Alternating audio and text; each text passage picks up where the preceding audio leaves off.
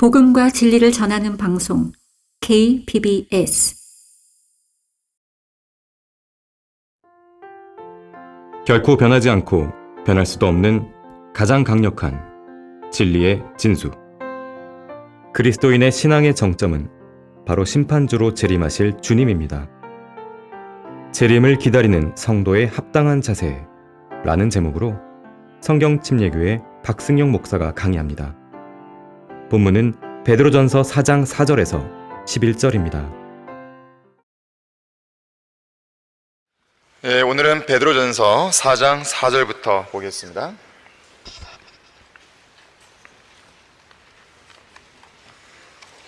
자, 4절 말씀부터 보시면, 이방인들은 너희가 그들과 함께 같은 방탕에 휩쓸리지 않는 것을 이상하게 생각하고 너희를 비방하나 그들은 산자들과 죽은 자들을 심판하시게 될 그분께 설명하게 되리라. 세상 사람들은 구원받은 그리스도인들이 가지고 있는 인생 가치관이나 삶의 방식과 자세에 대해서 무척 이상하게 생각합니다. 그런 삶이 무슨 재미가 있냐는 것이죠.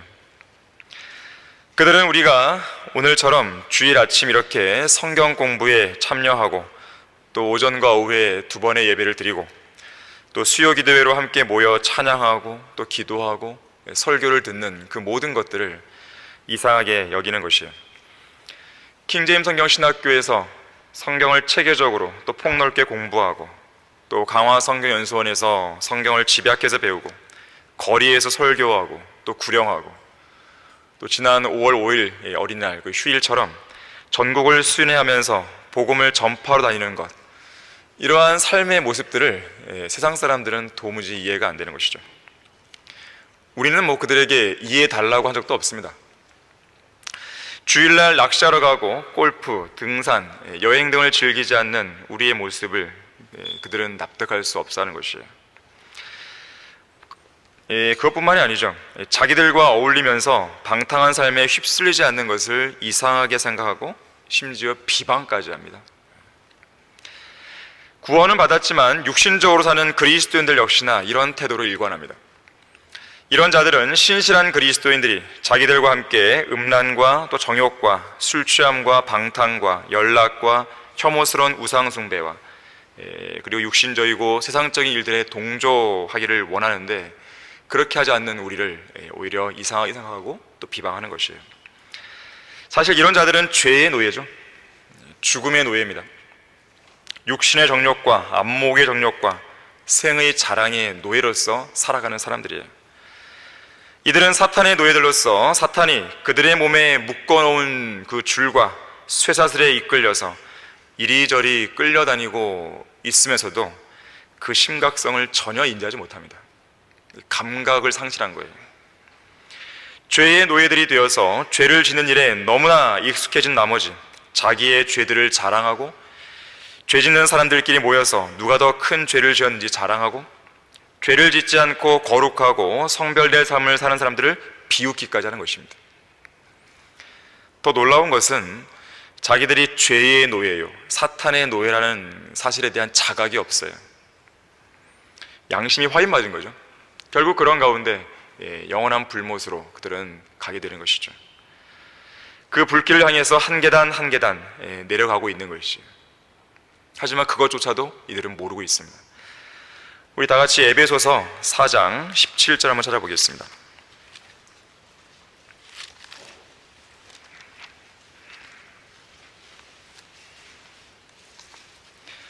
에베소서 4장 17절에서 19절까지를 볼 텐데요.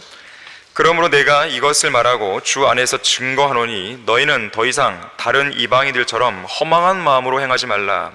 그들 마음의 완고함 때문에 그들 안에 있는 무지를 통하여 하나님의 생명에서 멀리 떨어졌고, 그들의 명철은 어두워졌으며 감각을 상실하여 자신을 방탕에 내어주어 욕심으로 모든 불결한 것을 행하느니라 그랬습니다. 자기들이 마귀에게 점유당하고조차 모를 정도로 감각을 상실한 것입니다. 하지만 그리스도인들은 그런 자들의 비방과 분위기에 함께 휩쓸려서는 안 됩니다. 오히려 그런 죄들을 단호하게 거절할 수 있어야 되는 것이죠. 그런 분위기에 억압당해서도 안 됩니다. 밀려나서도 안 되고 위축당해서도 안 되는 것이죠. 어떤 경우에라도 가서는 안 되는 자리에 그들과 함께 앉아 있어서는 안 됩니다. 성경은 성도들에게 그런 악한 일들에 대해서 오히려 책망하라고 말하고 있어요. 그런 일들을 행하지 않을 뿐만 아니라 입을 다물지 말고 책망을 하라고 했어요. 그건 틀렸다고. 그런 세상적인 것들보다 더 고상하고 더 영적이고 더 좋은 것들이 있는데 뭐하러 그런 육신적이고 세상적인 일들을, 그런 더러운 일들을 행하냐고 오히려 우리는 책망할 수 있어야 됩니다. 그런 것들은 주님께서 원하시는 것이 아니라고 단호하게 이야기할 수 있어야 되는 것이에요. 자, 한편 같은 방탕에 휩쓸려 다니자고 동조자를 찾는 그런 죄인들이 기억해야 할 한 가지 사실이 있는데, 그것은 바로 하나님의 심판이 이제 곧 도래한다는 것이에요.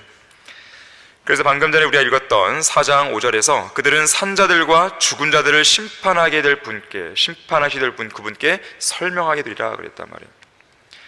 모든 인간은 자신의 삶에 대해서 결산을 보게 되어 있습니다. 어느 누구도 결산의 자리를 피해갈 수 없어요. 산자들과 죽은 자들을 심판하시게 될 그분께 설명해야 됩니다. 구원받은 그리스도인이라면 그리스도의 심판석에서 설명을 해야 되는 것이고, 구원받지 않은 죄인이라면 백불화 심판에서 설명을 해야 되는 것이죠. 불꽃 같은 눈동자로 쳐다보시는 주님 앞에서 자기가 행한 부끄럽고 수치스러운 그런 말과 행실에 대해서 설명을 해야 되는 것인데, 그게 참 쉽겠습니까? 너무나도 어려운 것이죠. 힘든 일입니다. 그런 상황에 직면하는 것이 사람으로 두려운 것이죠. 도저히 고개를 들지 못할 것이고 입어야 할 손해가 이만저만이 아닐 것입니다. 이 로댕이 만든 작품 중에 생각하는 사람이라는 조각상이 있습니다. 이것은 단테가 쓴 작품 신곡, 단테의 신곡. 이 신곡 중에서 지옥편이 있어요. 지옥편. 이 지옥편을 소재로 해서 지옥문 위에 만들어진 그 조각품입니다. 그러니까 지옥문을 앞에 두고 무언가를 생각하는 것이죠. 하지만 지옥문 앞에서 자신의 인생을 돌아보고 생각하는 것, 이건 너무 늦어버렸죠. 그때서 생각한다? 너무 늦어버린 것입니다. 지옥문 앞에까지 갔다면 이미 끝난 것이죠. 지옥문 앞에서 무슨 생각을 할 시간이 있고 무슨 생각이 필요하겠습니까? 자, 인생의 결산의 자리는 지금 생명의 호흡이 조금이나마 붙어있는 바로 지금 이 순간에 우리가 할 수 있는 것이죠. 이 시간에 준비할 수 있는 것이에요.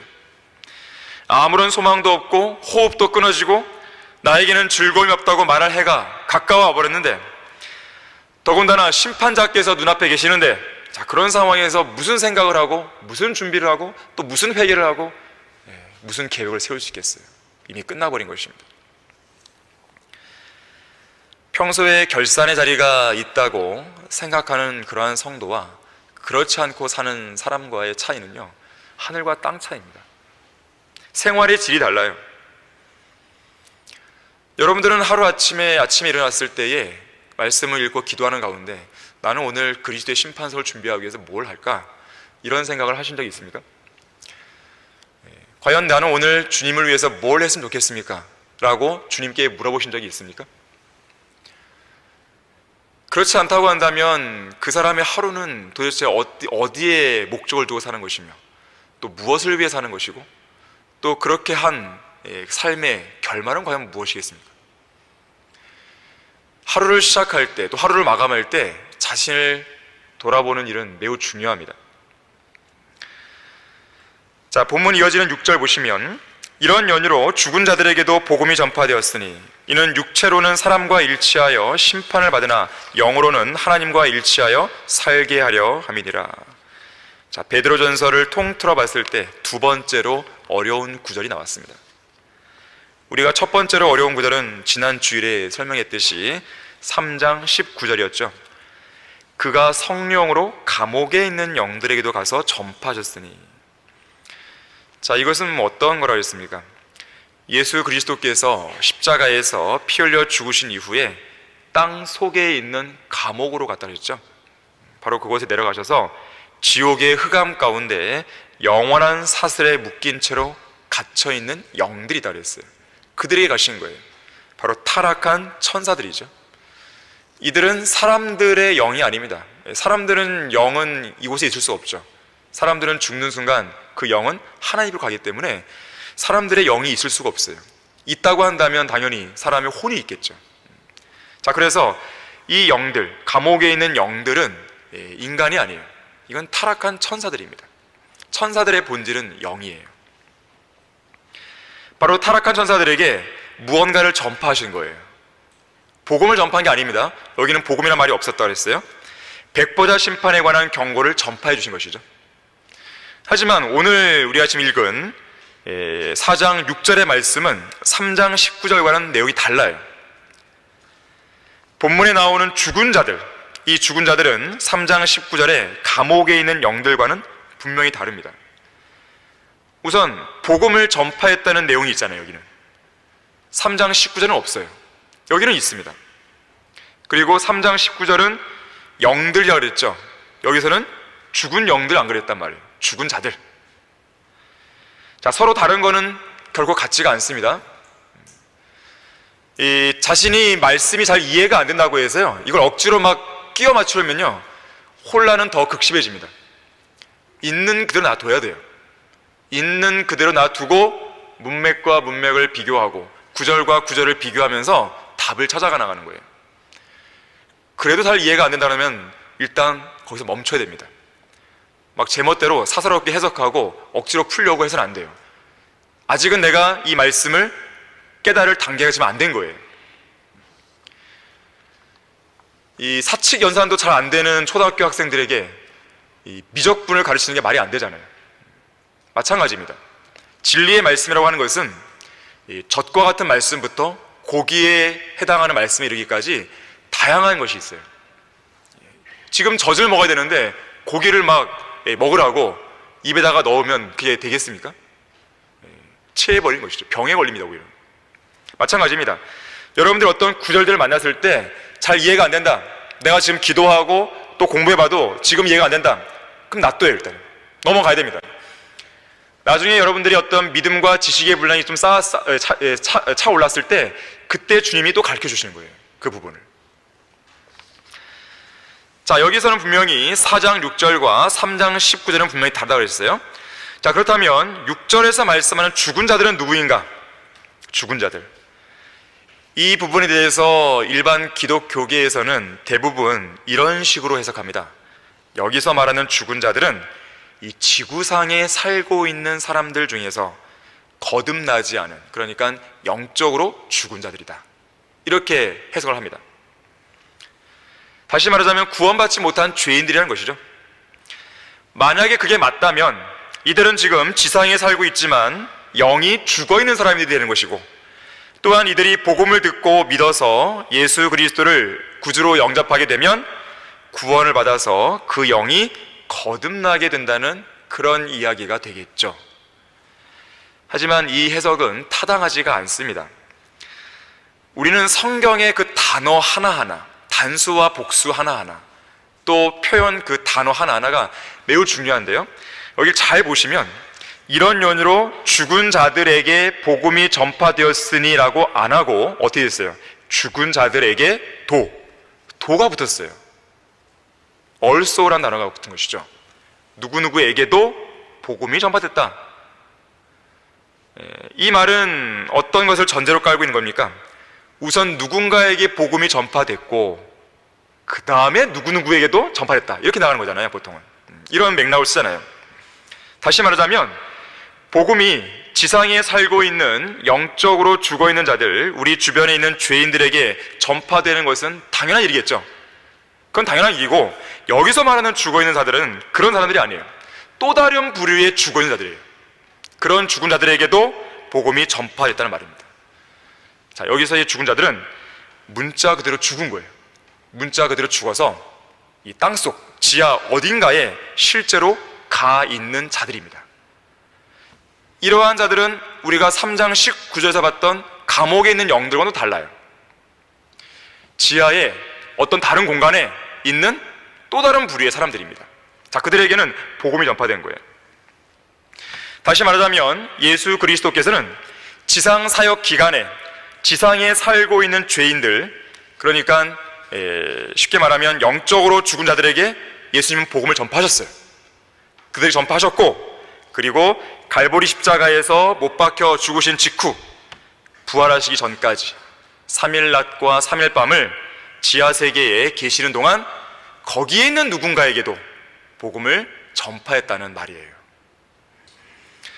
자, 이와 관련해서 당시에 일어났던 상황을 순서대로 정리를 해보면요, 여러분 거기 에베소서 4장 8절에서 10절 한번 찾아보겠습니다. 에베소서 4장 8절에서 10절을 보시게 되면, 예수님께서 십자가에 피 흘려 죽으신 이후에 부활하시기 전까지 3일 낮과 3일 밤, 그러니까 꼬박 72시간이죠. 그 시간 동안에 예수님은 지하세계에 다녀오시거든요. 바로 그 부분을 여기서 설명합니다. 8절에서 그러므로 말씀하시기를 그가 위로 올라가실 때에 승천하신 것이죠. 사로잡힌 자를 사로잡아갖고 사람들에게는 은사들을 주셨다고 하셨느니라. 따라서 그가 올라가셨다는 것은 그가 땅의 더 낮은 부분들로 먼저 내려가셨다는 것이 아니고 무엇이냐, 내려가셨던 그가 모든 하늘들 위로 올라가신 바로 그분이니 그가 모든 것을 충만케 하시려 함이니라.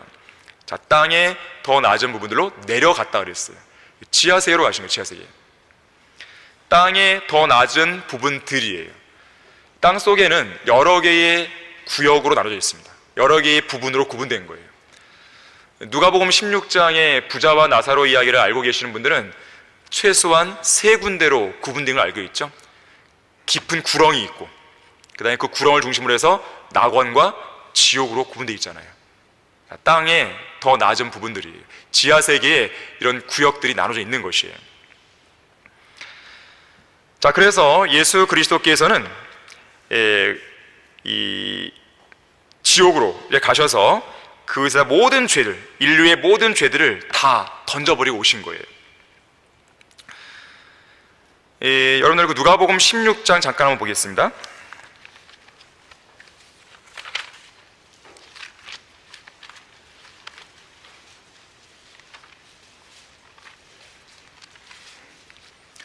자, 누가복음 16장 22절을 보시면, 자, 땅의 더 낮은 부분들을 했을 때에 이 세 군대로 나눠지는데, 그러다가 그 거지가 죽었는데 천사들이 그를 아브라함의 품으로 옮겼고, 이 아브라함이 실제 품이 아니라 그 장소 이름이 아브라함의 품이라는 거예요.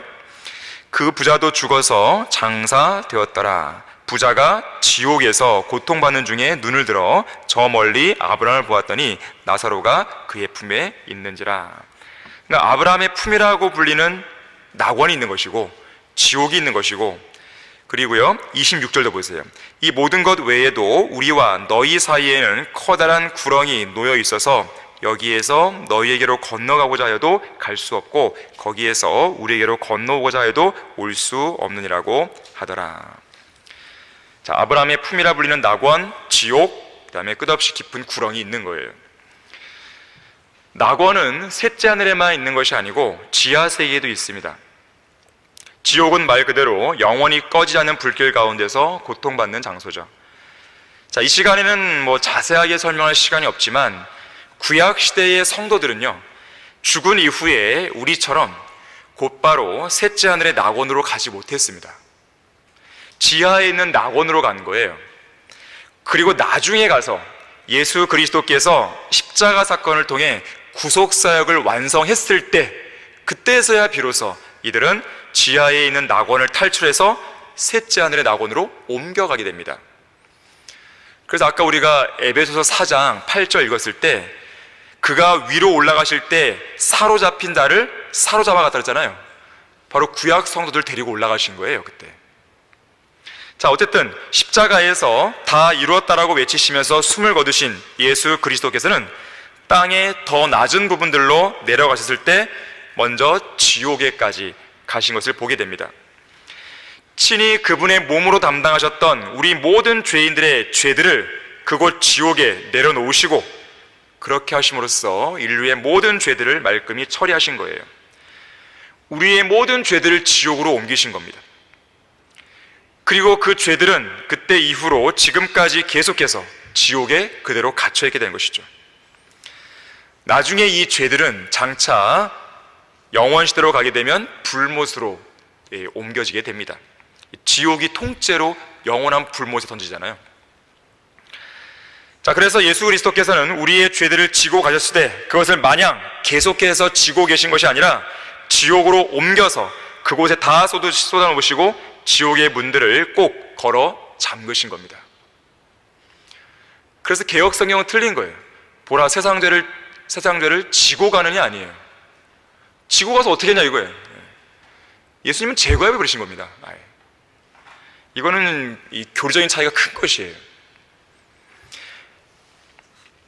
마치 청소차가 쓰레기 버리는 하차장에 가서 가득 싣고 온 쓰레기를 쏟아 놓듯이 그 모든 죄들을 예수님은 그곳에 쏟아 버리시고 빗장들을 단단히 걸고 다시 나오셔서 부활하신 것입니다. 예수님께서는 지옥에까지 가셨습니다. 그냥 무덤에만 묻히신 게 아니에요. 그분의 혼은 지옥에까지 가신 것이에요. 지옥의 고통을 맛보신 것입니다.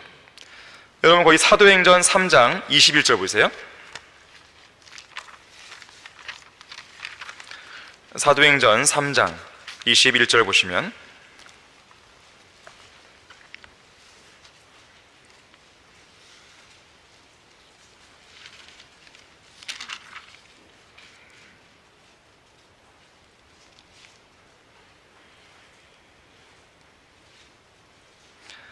음, 2장을 보셔야겠네요. 죄송합니다. 2장 31절입니다.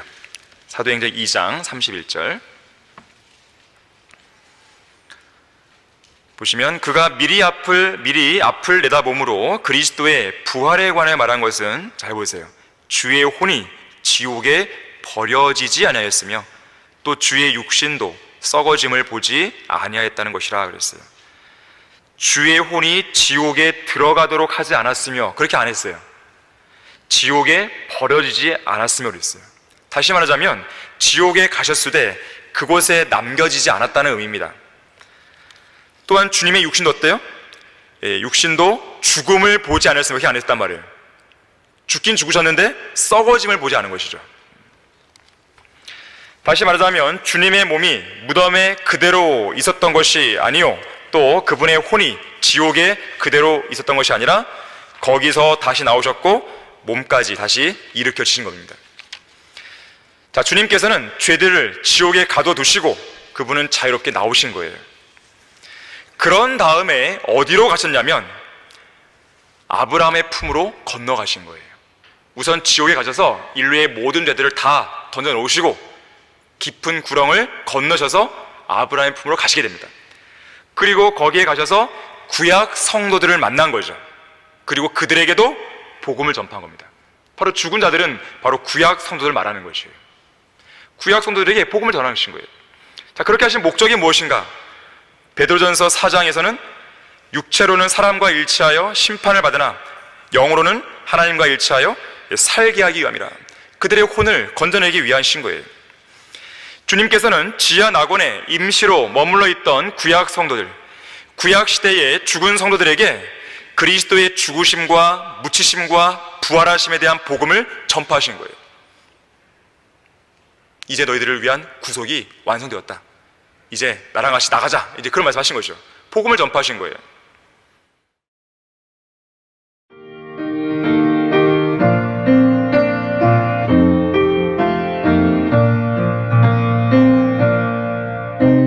복음과 진리를 전하는 방송 KBS. 갈보리 직후에 주님께서는 이들에게 찾아가셔서 복음을 전해주신 거예요. 이를테면 이렇게 말씀하신 거죠. 나는 세상 죄를 제거하는 어린 양이다. 나는 너희 죄들을 위해서 희생제물로 드려졌다. 이제 모든 구속이 이루어졌으니까 나와 함께 이곳을 빠져나가자. 이런 복음을 전파하신 거예요. 지하 낙원에 있던 구약 성도들의 혼들은 이 복음, 이 기쁜 소식을 처음으로 이 순간 듣게 되는 것이죠. 구약 성도들은 물론 구원받은 혼들이었지만 주님께서 이런 기쁜 소식을 가지고 자기들을 데리러 오실 때까지 지하 낙원에 일시적으로 머물러 있어야 했던 것이에요. 그들은 구약 시대 동안 이런 복음을 한 번도 들은 적이 없잖아요. 그들은 동물의 피로만 죄를 용서받았을 뿐이죠. 예수 그리스도께서 자기들의 죄들을 위해 구속하셨다? 이건 처음 들은 것이죠. 자, 그래서 일시적으로 낙원에 머물러 있다가 주님께서 그들을 데리러 오셨을 때 그들은 드디어 빠져나갈 수 있었던 것입니다. 자, 그래서 정리를 하면 베드로전서 3장 19절에 나오는 감옥에 있는 영들은 타락한 천사들이에요. 자, 그들에게 전파된 것은 백보자 심판에 관한 경고였습니다. 반면에 4장 6절에 나오는 사람들은 누구예요? 구약에서 죽은 성도들이에요. 자, 그들에겐 복음이 전파됐단 말이에요. 그들의 구속이 완성되었다는 이 부분을 알려준 것이죠. 자, 구분해서 여러분들이 아시면 좋겠습니다. 자, 다소 어려운 이야기는 이쯤에서 그만하고요. 자, 계속되는 7절 말씀 보겠습니다.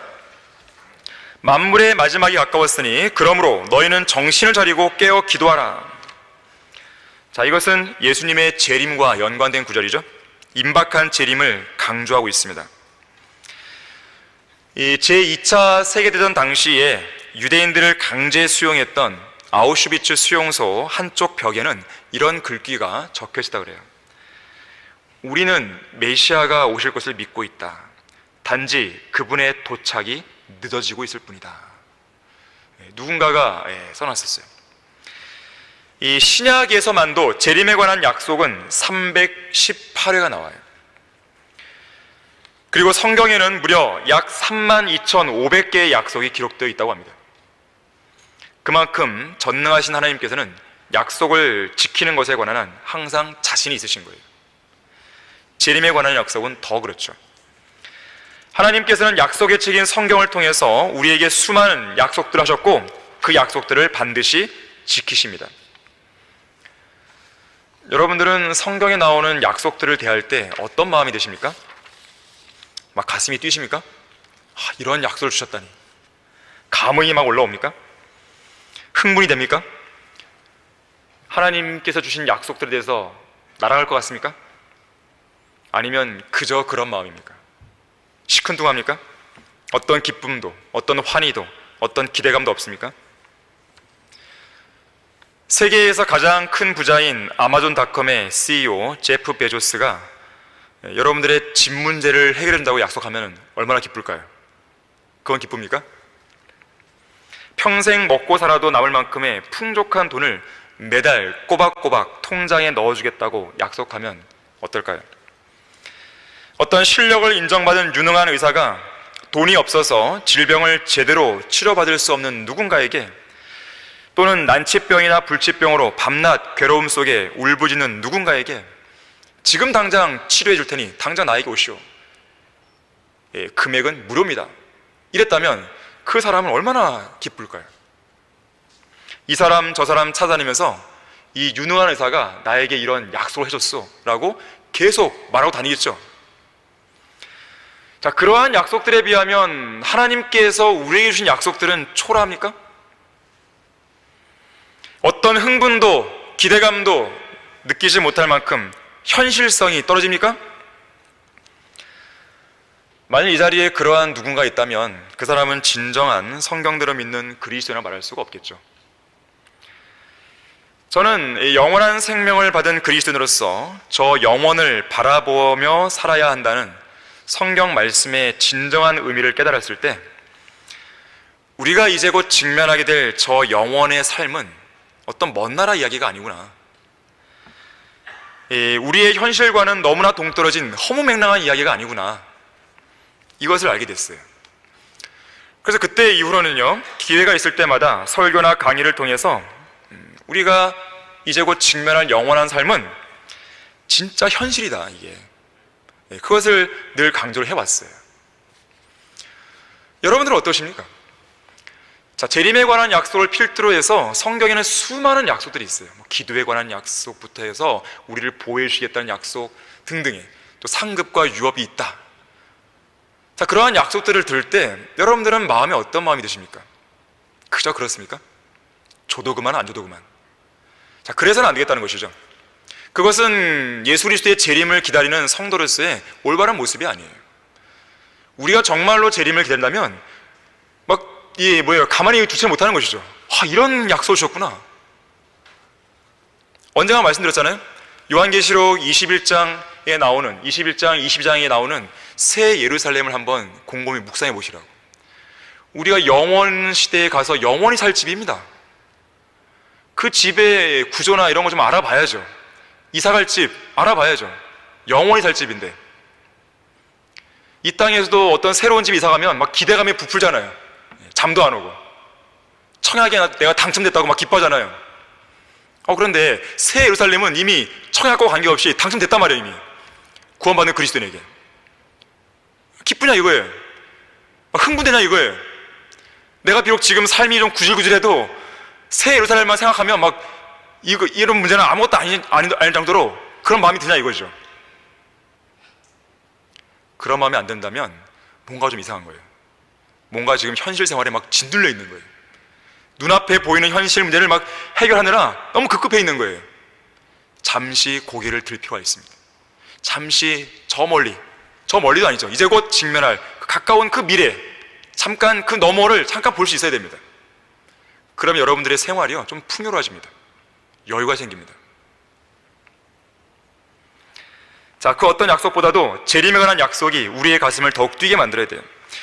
이성호 목사님께서는 이 재림에 대해서 이야기하실 때, 우리가 보통 예수 그리스도의 공중 재림이 있을 때 천둥 번개가 친다고 우리가 배웠잖아요.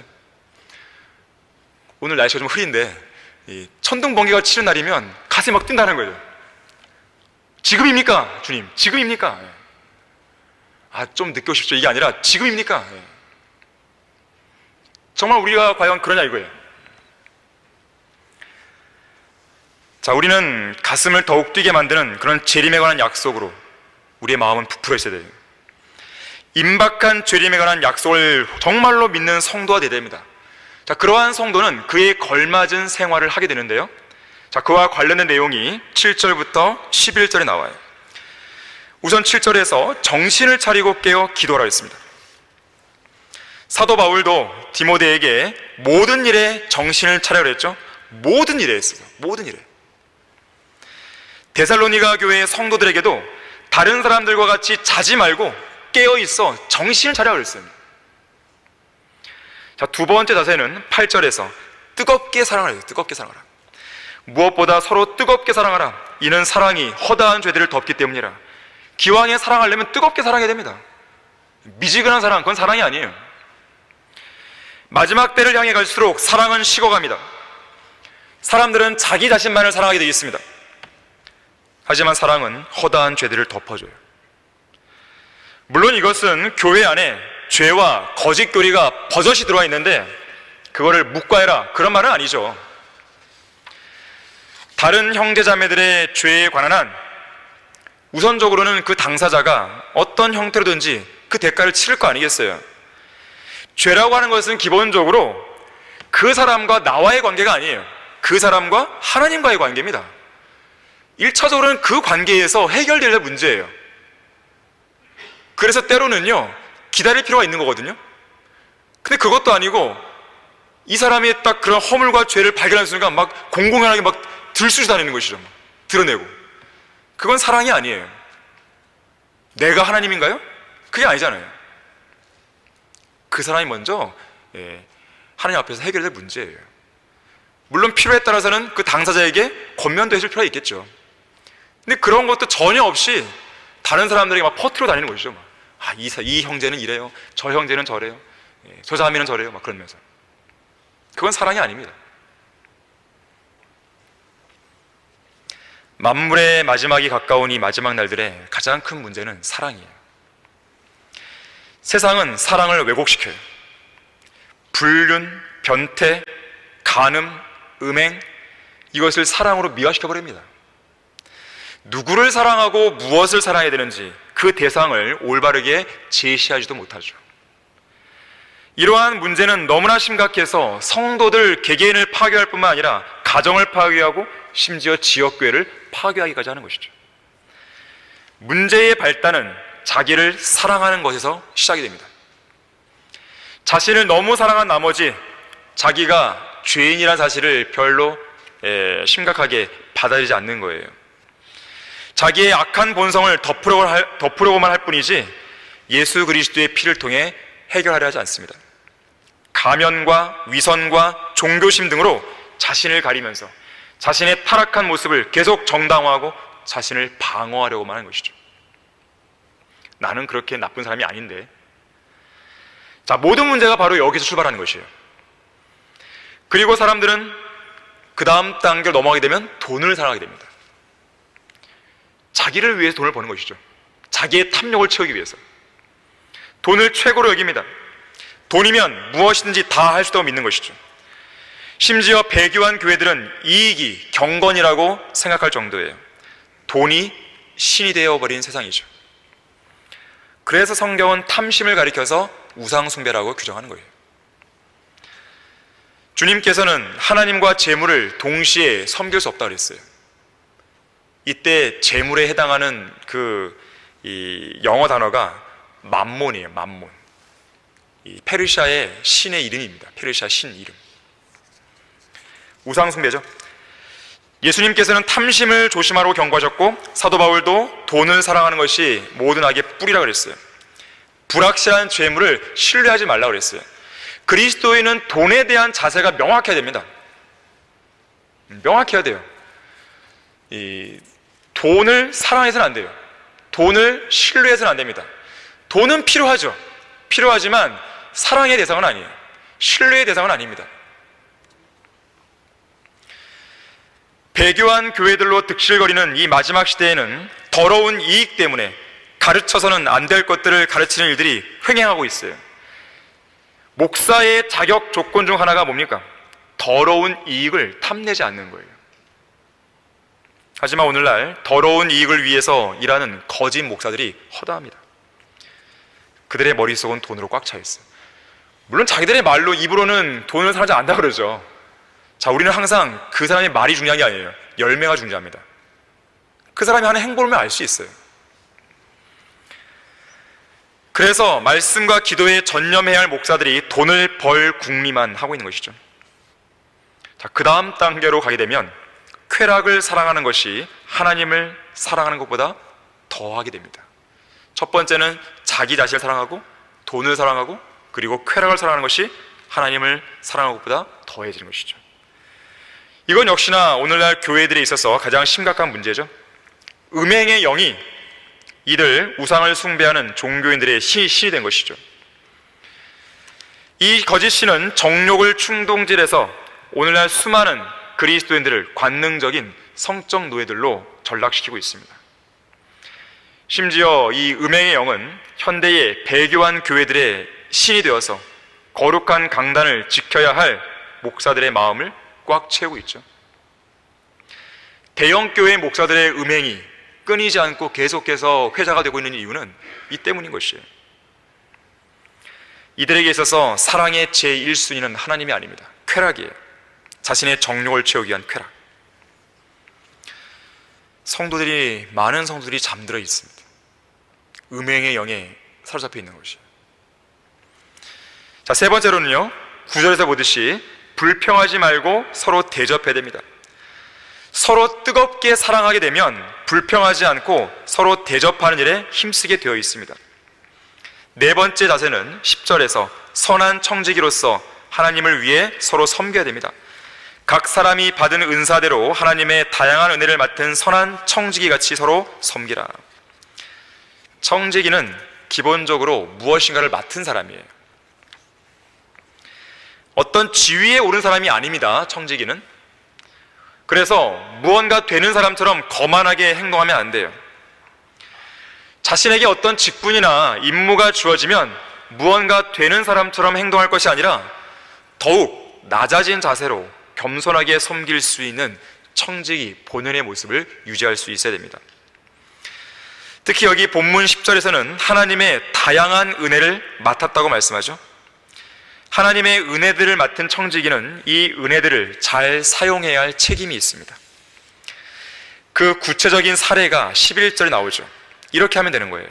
만일 누가 말하려거든 하나님의 말씀처럼 말하고 또 누가 섬기려거든 하나님께서 공급하시는 능력으로 하는 것처럼 하라. 이는 모든 일에 예수 그리스도로 말미암아 하나님께서 영광을 받으시게 하려 함이니 그분께 찬양과 권세가 영원 무궁토록 있느니라. 아멘 그랬어요. 자기가 청직이라면 이렇게 하면 돼요. 이렇게 11절대로. 이와 관련해서 러크만 목사님은 이렇게 말했습니다. 하나님의 은혜를 맡은 청지기가 무언가를 말하는 은혜를 맡았을 경우에 그 청지기는 하나님께서 성경을 통해서 하신 말씀에 따라 말을 하고 글을 써야만 그 은혜를 잘 사용하는 청지기다. 누군가가 글을 잘 쓰는 은사가 있단 말이에요. 말을 잘하는 은사가 있어요. 그럼 그것을 어떤 자기의 능력이나 지혜로 하는 것이 아니라 성경을 통해서 하나님이 하신 말씀에 따라 말을 하고 글을 쓰고 하는 거란 말이죠. 또한 사역자로 섬기는 은혜를 맡은 청지기는 자신의 능력이나 다른 사람의 능력으로 사역을 이끌어가지 않고 하나님께서 공급하시는 능력으로 이끌어가야만 하나님께서 맡기신 은혜를 잘 사용하는 청지기다라고 러크한 목사님은 말합니다. 지금 뭐 두 가지 사례만 말했지만 여러분들이 교회 안에 섬기는 모든 일들이 다 그래요. 사소한 일부터 시작해서 어떤 더 중요한 일이든지 간에 하나님 안에서는 다 중요한 일이거든요. 그래서 그 모든 것들을 할 때에 주님께서 공급하시는 지혜와 힘으로 한다, 이 생각을 늘 하셔야 돼요. 다시 말하자면 선한 청지기는 자기 것을 가지고 생색내는 게 아니고 하나님의 것을 받아서 하는 것처럼 말하고 섬길 수 있다는 거예요. 모든 것들이 하나님께서 주신 것들이라는 생각을 가져야 됩니다. 그렇게 할 때만이 하나님께 영광과 찬양과 권세를 돌릴 수 있는 거예요. 조지 뮬러는요, 자신의 일기장에 이렇게 쓴 적이 있어요. 세상의 것이든 영적인 것이든 어떤 방식으로든지 하나님께서 우리를 그분의 청지기로 삼으실 때 우리가 주인으로서가 아니라 섬기는 종으로서 일한다면 하나님께서는 우리를 더욱더 신실한 청지기로 삼으실 것이다 그랬어요. 하나님 앞에서 자기 소유를 주장하고 자기 자신만 바라보면 우리의 불행은 거기서 시작됩니다. 청지기의 자리에서 하나님께서 맡기신 다양한 은혜를 감사함으로 누리고 또 그 은혜를 최대한 활용하고 또 지키는 것이 선한 청지기의 본연의 임무임을 항상 염두에 둘 때 즐겁고 기쁜 마음으로 모든 사역을 감당할 수 있는 거예요. 자, 이것이 성경대로 믿는 그리스도인으로서, 특히 예수 그리스도의 재림을 기다리는 성도로서의 올바른 행보들입니다. 다음 시간에 계속하겠습니다. 진리의 진수를 마칩니다.